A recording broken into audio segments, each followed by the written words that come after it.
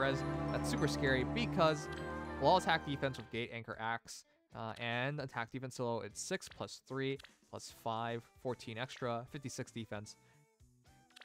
Yeah, that's not easy to beat. That is not easy to beat at all. Yeah. 56 defense. She's so silly in terms of her damage output. The res is not bad as well, because it's essentially acting as 43. And so if you can't kill Veronica and she attacks you, she attacks, then she attacks, Gale Force triggers. She only needs 2 shots. The only issue is if she one-shots you, but if she does, there's a good chance of it, because she has 70, 76, 79, 84 damage. If it's a blue unit, they explode. But it's good to have a lot of damage output on her anyways, because there are some super tanks nowadays. Red heroes with speed damage reduction even kind of fear Veronica, because she does so much damage. And she still doubles, right? Because Gate Anchor Axe gets you a guaranteed double. The only thing I'd say is maybe use Attack Smoke. I think you have so much attack that you might one-shot your opponent and then not trigger Gate Anchor Axe.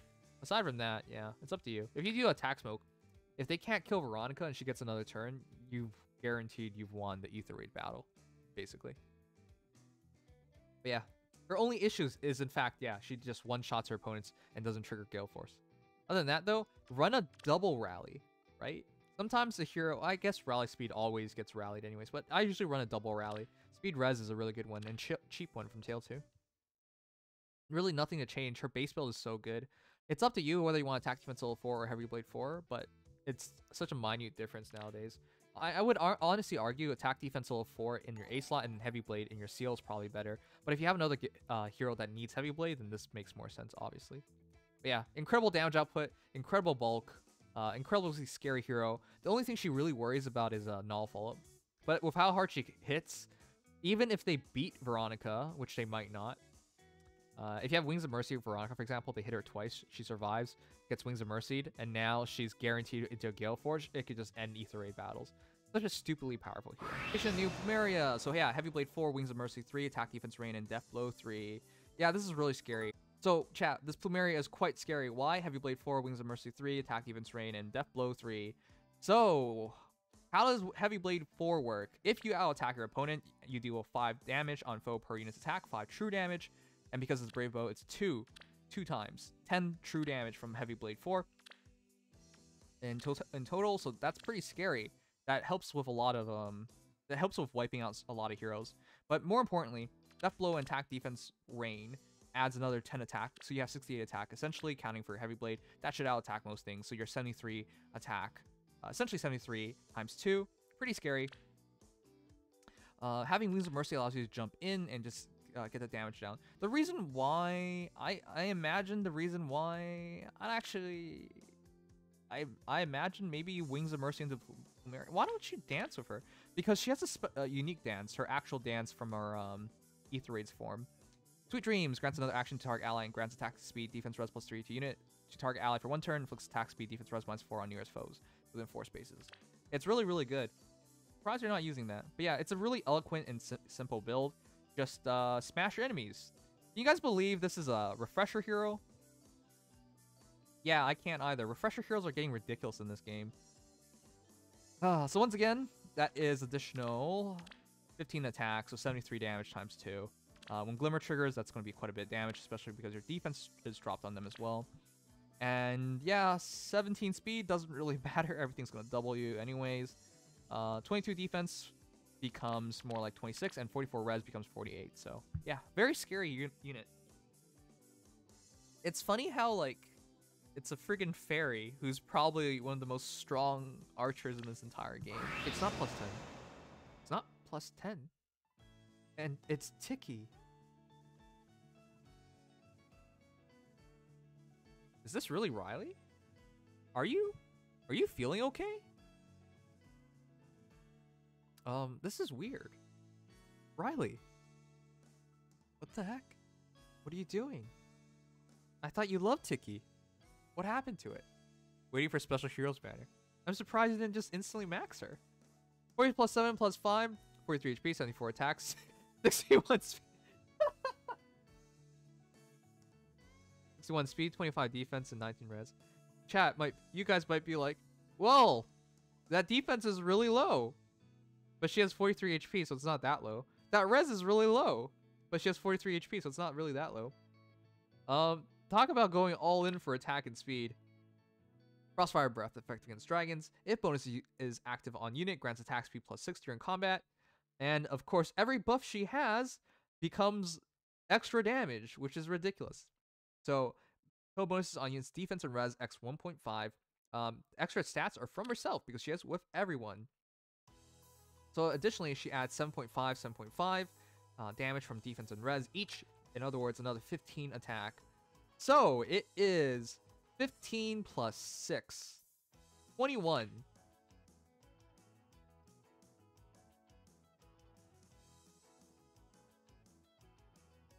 The fuck? You're hitting 100 times 2? That should be illegal. That's illegal. That's illegal. You're not allowed to do 100 times 2. What's supposed to survive 100 times 2? You can't even do speed damage reduction because she has 61 speed. I guess Dragon Wall and Brave Dimitri could do a bit better, but Brave Dimitri has no res, so he still explode. Chat, that's 100 times 2. 100 times 2. Does it get higher? Yeah, if you use Resonance Blades, attack speed +4. So 104. And the craziest thing is her speed is still crazy, right? 61 speed plus another 6, 67 speed with Resonance, 71 speed. With Die Bomb, she doesn't even have to worry about getting hit. So her lower defense and res doesn't even matter. So you attack, they explode. And even then, she does have a bit of defense. 30 defense, 43 res is kind of hard to deal with because with everyone, and 24 res, 43 HP is not bad. This is a true monster. Look at her. She looks so cute. Look at Ninian. And then they hit 100 damage. I think that's the highest damage value I've ever seen in this game thus far. Who, in your opinion, is the best save unit? Who's the best hero for savior skill? Because you're looking at him. Why is it Hector? Because Multit Refine actually takes away the biggest issue with savior skills. Savior skills only work on armor heroes. In other words, they have armor weaknesses. Hector doesn't give a crap about that. Neutralizes effective against armor bonuses. Ugh. He's my least favorite hero when it comes to all this crap. Because while every other armor unit, you're like, okay, well, I brought along my young Marth. You know, I'm effective against armors. I can break through this. Hector just says no. And then smacks you around for it. Anyways, this hero is ridiculous. Attack defense -6 on foe during combat. Foe cannot make a fall attack. Additionally, if unit's HP is over 25%, if foe initiates combat, neutralize unit's penalties during combat, and unit makes a guaranteed fall attack. Tons of stat manipulation, slaying weapon, noontime 1 cooldown, so you hit him and he just immediately heals back. With his blow being charged up. Attack defense -6 on your opponent, so essentially 65 attack. If the DR near save triggered, your defense goes up by another 6 plus 8, 14, 18, 18, 60 defense with no true weakness. Hector's actually pretty scary, chat, because Multit and Fear Stance is another 6 and 6, so 71 damage. And with Bold Fighter, he's attacking twice. So on both phases, he's doubling you essentially, unless you break his HP low enough, but that's unlikely to happen because of his defense and res. Ugh. And yeah, if you're attacking him up close, that res goes up to 48, though not many people run dragons offensively, or defensively anymore. Outside of Duma, but then who's scared of Duma anymore? So, I guess you're going up against Saros. So yeah, the DR near save is pretty good. And with all that said, Hector is a ridiculously good unit, but I can't hate him because it's friggin' Hector and I love the man. By the way, Patrick Seitz is in so many voice acting works. I love his voice nowadays. Alright, anyways, you're a dick, by the way. Save skills. If you get Hector, if you get a which you could have a good chance of, considering he's in your 4-star spark summon pool, right? Yeah, if you get a Hector, just give him a save skill and you'll just win everything for free. 40 plus. Hey, you're not max for real. I've got the last merge plus attack or plus speed. Ah, Because you have attack defense range, I just go for plus speed. I know Seliph Frost gets you another 6 speed. I know Yeso Sparrow too, but the safer thing is just go for plus speed. Chat, what do you think? The reason I say plus speed is because you don't have to worry about attack defense range. Sorry, you don't have to worry about Heavy Blade because you have attack defense range. If you have Seliph Frost, attack plus 6 as well. So 10 attack here, 70 attack. And with the Swift Sparrow, you get to 74. But with 74 attack, I think you'll trigger it. There is a chance it doesn't trigger, that's true. But I think it'll trigger. If you're really worried, you could just use attack defense solo or something. Because you're unlikely to attack right on top of your ally anyways. Or attack speed solo or something. But yeah, I think 74 attack should be enough. Considering the fact that if you're near your support ally, you're bonded, so you hit 75 attack at least, if not 76. So you put all that together, you'll be pretty much fine, I would say. Anyways, with all that said, your actual speed is also enormous at 60. With your ally, it's 61 to 62. So with that die bomb, you're just quadding. So 1, 2, Ruptured Sky. If they're still alive, 1, 2, Ruptured Sky. And on top of that, because it's 4 shots, Heavy Blade triggers every single time. 5 true damage, 5 true damage, 5 true damage, 5 true damage for 20 true damage in total. Thanks to Ruptured Sky, thanks to our actual damage being 75 to 76 times 4, your opponent explodes. If you're out for as much damage output as possible and taking down potentially scary dragons, I do think in the future we'll fight a lot more heroes with Dragon Wall, for example. Ruptured Sky would guarantee the battles way better for you. If you use SS3, I think you'll find you mostly don't need that extra attack, and that speed might be a bit useful, I would say. But yeah, support with Brave Lucina or New Year's Veloria. I think New Year's Veloria. But if you use New Year's Veloria, you wouldn't do Ruptured Sky anymore. I like the combination as is. Do you really have nobody better? Because if you don't have anyone better, you just support her over Dancer. Really. You could just do that. That way she moves up, gets the kill normally, or just gets the kill, and then you dance her, and then now you're within 2 spaces. But yeah, that could be a bit messy if you think about it. Huh. You're kidding me. What am I supposed to review? Nothing. The answer's nothing. That par for the course with Hero Reviews. Too many heroes, not enough names. Yeah, I need more copies of myself. If I had multiple copies of myself, I'd be pretty happy because I could do everything I wanted to. Kind of. Anyways, it's a really good Edelgard. It's just I don't know why you would bother showing this off because it's one of the best combinations of Edelgards, of course. Plus attack is really good on her. Plus defense, plus res are also really good. Even plus HP, kind of. I would personally take for it plus attack, defense, or res. Plus attack is a super boon, of course. So it's understandable why you got it and kept it. Anyways, 5 flowers, 4 merges. Nice, nice. Flower Halt Claire, of course you keep that. It's still stupidly deadly. -6 attack, -6 defense really jacks her up. The only thing I am questioning currently is the use of Salo on her. I was going to talk about that. Go noontime. If you have Brave Lucina, you can use Soul. But as somebody who's been using Brave Lucina and Edelgard together, I stopped using Brave Lucina because it just doesn't do enough for her. She doesn't really need Brave Lucina is what I found out. So I removed Brave Lucina and I use other heroes with Edelgard instead. With that said though, yeah, go noontime.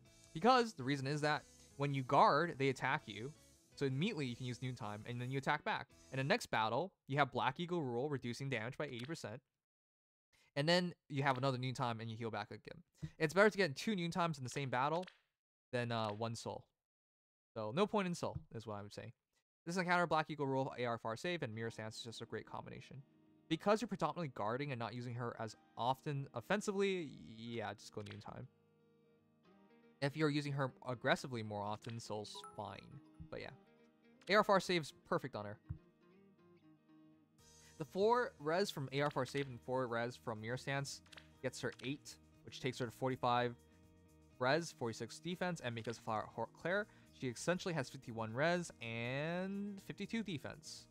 And because of Flower Halt Claire, she has plus 4, 4, 6, 14 extra attack. 81 damage is ridiculous. 57 HP, 57 attack, 34 speed. Oh, 37 defense and 32 res. I understand this, right? With null follow-up and speed res, you hit 40 speed. If they can't double you naturally, your Divine Tyrant takes over and you can double. So you attack, they attack, you attack. But honestly, because usually with in respect of you attack, they attack, you attack, it doesn't really matter. It's only when defensively that speed matters. So they attack, you attack, you attack. This is the situation you're looking for. That said, reposition, noontime, just counter, null follow-up, times pulse, speed res solo. Times pulse, 1 cooldown, noontime, so that's really good. Keeps your HP really high and well topped. And because you got 50% damage on the magic, even though 32 res isn't great, 38 is better. 50% damage reduction on the first blow is really important. And if they can't double you, you took 50% less from the first shot, and then you attack, you attack. So yeah, that's pretty good.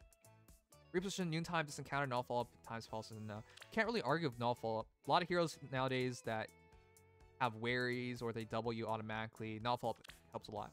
Which, by the way, funny enough, Seliphs are really good at killing Seliphs. Because you just give him null follow-up and he kills himself. I know that because I fought Seliph in Arena a while ago. And this guy was a dick. He did null follow-up Seliph. So myself couldn't kill his, but his could kill mine because I don't run null follow. Anyways, with that said, it's a pretty good combination. 1 cooldown noontime with Divine Tyrant really goes far, far away. And of course, your defense goes up by 10. 47 defense is really respectable. 38 res is not bad at all with 50% damage reduction. And your attack is 67.